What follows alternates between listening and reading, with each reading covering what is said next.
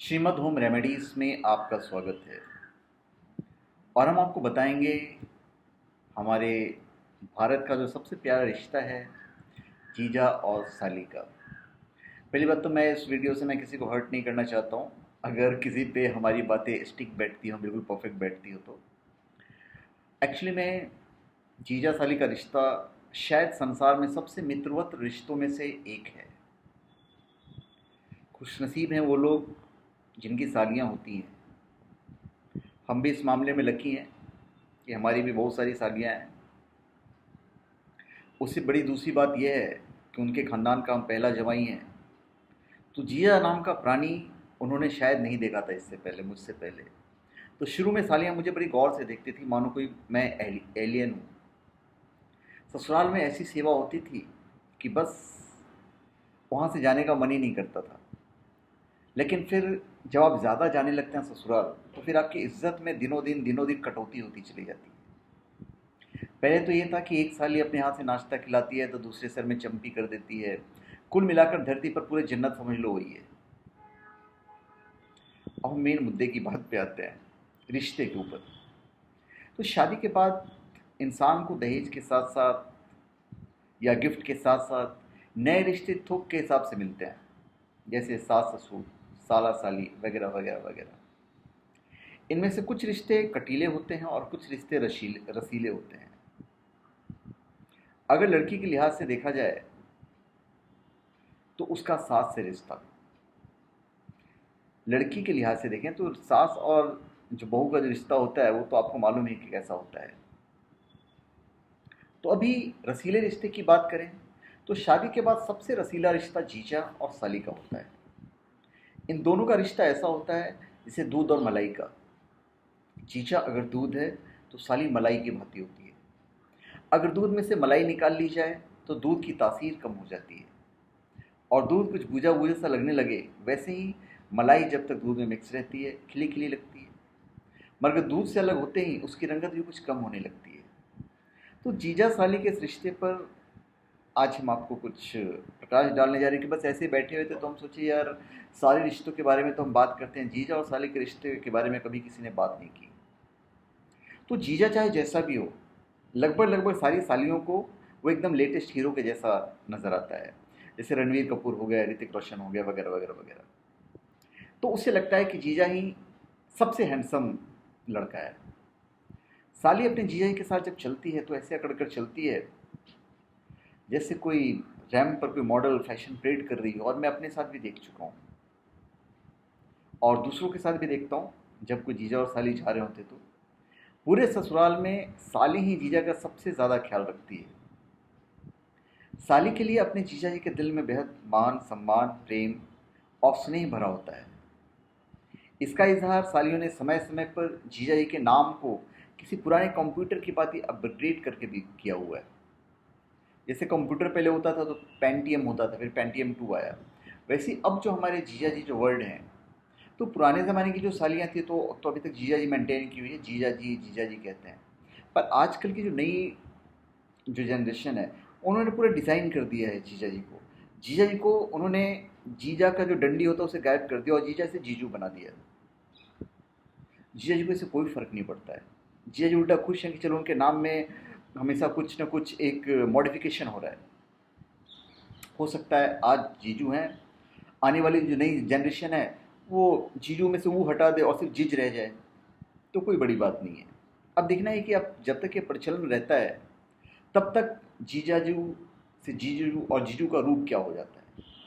लेकिन कोई भी जीजा अपने नाम के साथ हो रही इस क्रांति का बुरा नहीं मानता है और उसे वक्त की मांग समझकर बुरका की तरह ओढ़ लेता है।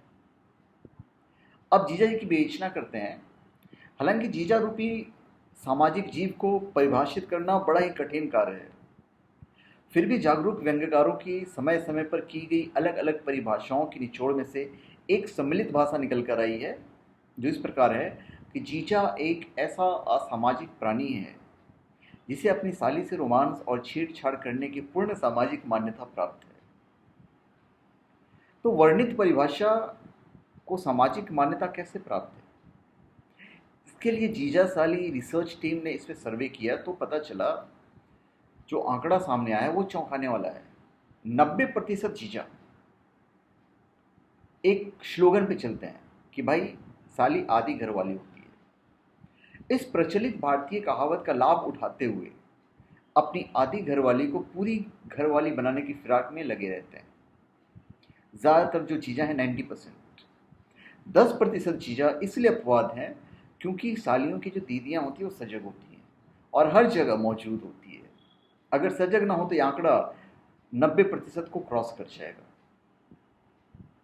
हमारा जो देश है प्रगतिशील देश है और प्रगतिशील देश की इस प्रगति में अपने व्यापार की प्रगति को देखते हुए आज हर व्यवसायी स्कीम का सहारा लेते हैं। जैसे चड्डी के साथ बनियान फ्री, सूट के साथ कमीज फ्री, टीवी के साथ सीडी फ्री। वैसे ही जीजा रूपी प्राणी सोचता है कि बीवी के साथ साली फ्री है। ये उनकी अपनी सोच है, ये भारतीय मानसिकता है। अगर उसे फ्री की कोई चीज़ मिल जाए तो उसे छोड़ता नहीं है, ये हमारी भारतीय मानसिकता है। भारतीयों की खरीदी हुई चीज़ से ज़्यादा हमें जो प्यारी होती है वो स्कीम वाली चीज़ ज़्यादा प्यारी होती है। वैसे ही चीज़ाओं का हाल है, बीवी से ज़्यादा चीज़ा प्यारी होती है। सोचते हैं कि बीवी तो यार घर की है, कहाँ जाएगी, लेकिन साली तो ससुराल रूपी बगिया की वो फूल है जिसे एक न एक दिन कोई भवड़ा खिलाकर ले जाएगा। और ये असामाजिक जो जीजू हैं ये देखते रह जाएंगे, बस बाग की माली की तरह अपने सबसे प्यारे फूल को किसी और के गले की माला बनते देखेंगे। सालियाँ एक प्रकार से सबसे प्यारे फूल की तरह होती है जो कि जीजा के रूपी गुलशन को सदा महकाती रहती है जब तक उनकी शादी नहीं होती तब तक। अभी इंसान समाज में अकेला पैदा होता है, मगर उसके साथ पैदा होते हैं कई रिश्ते, और उसी में से हमारा ये रिश्ता है जीजा और साली का। अभी एक बात है कि सालियाँ जीजा जी से बड़े खुल जाती है। क्यों? क्योंकि वो अपने जो हमारे उनके डैडी हैं, जो बड़े भाई हैं, उनसे वो तंग आ चुकी होती है। अभी जैसे जैसे बड़ी होती है तो फादर की, भाई की तमाम बंदिशें लगा दी जाती है। तो ऐसी सूरत में जीजा एकमात्र लाइसेंसधारी मर्द उन्हें नजर आता है जो उनसे बात कर सकता है, मजाक कर सकता है, बात बात पर पीठ पर धौल जमा सकता है। हाफ गर्लफ्रेंड का कॉन्सेप्ट भारतीय सालियों से ही आया है। बीवी सुंदर हो तो शादी से पहले उस पर नज़र रखने वाले लौंडे तो खैर आपसे जलते ही होंगे, लेकिन अगर सालियाँ भी सुंदर हो तो यकीन मानिए आपके दुश्मनों की तादाद 3 गुना बढ़ जाएगी। अब बात ससुराल की है। लोग कहते हैं कि शादी के बाद बेटा ससुराल का हो गया। भाई आखिर क्यों ना हो? जिस लौंडे को अपने घर में माँ बाप दिन रात निकट्टू, आवारा और नालायक जैसे संबोधनों से बुलाते हैं, वो ससुराल में जाते हैं दुनिया का सबसे लायक इंसान बन जाता है। जिसे अपने घर में खाना है तो कहा जाता है खा ले और निकाल के खा ले, ऐसे डायलॉग सुनने को मिलते हैं। और वही जब ससुराल जाए तो उसकी छोटी से छोटी ज़रूरत का ख्याल रखने के लिए पूरी फौज खड़ी होती है। ऐसे में ससुराल का मुंह आखिर क्यों नहीं हो किसी को?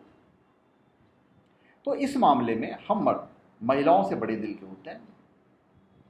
हम भले ही पूरी उम्र गुजार कर ससुराल को ना अपना सकें, ननद देवर को ना अपना सकें, जो हमारी जो बीवियां हैं, लेकिन हम मर्द 10-10 सालियों को भी अपने दिल में जगह दे देते हैं। आप ही बताइए है या नहीं?